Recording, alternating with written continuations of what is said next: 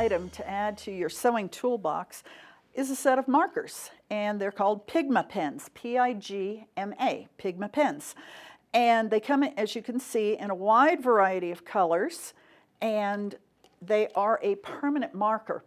And these pens are available at most craft stores or quilting stores, and of course online. And what I like best is they have a wide variety of uses.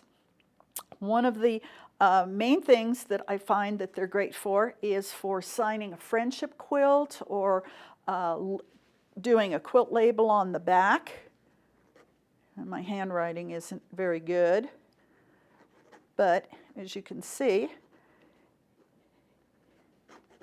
it's a nice thin line, and it is permanent and it will stay there forever through many, many washings. So that's a nice thing for it. I love it for fixing mistakes.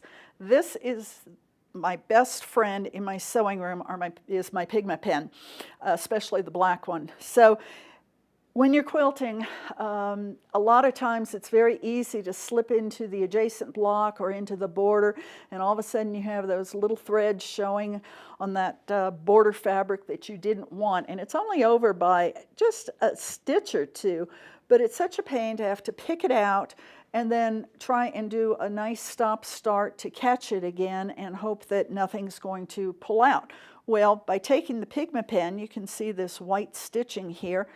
I can just come along and color over it, go over it several times, and guess what?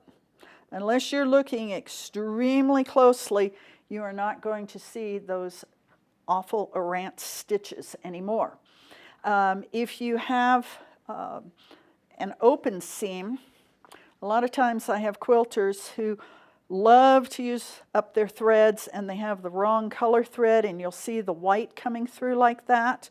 A lot of times I can just come through here very gently with my Pigma pen and cover up what's in that seam line so that it isn't as glaring, especially when they use a white thread next to black like that. I think you can see it makes quite a difference there.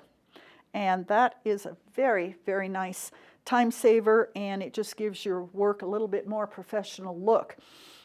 I also like to use these when I'm embroidering because a lot of times there's gaps in the thread in an embroidery, and you just get a color that's fairly close to that.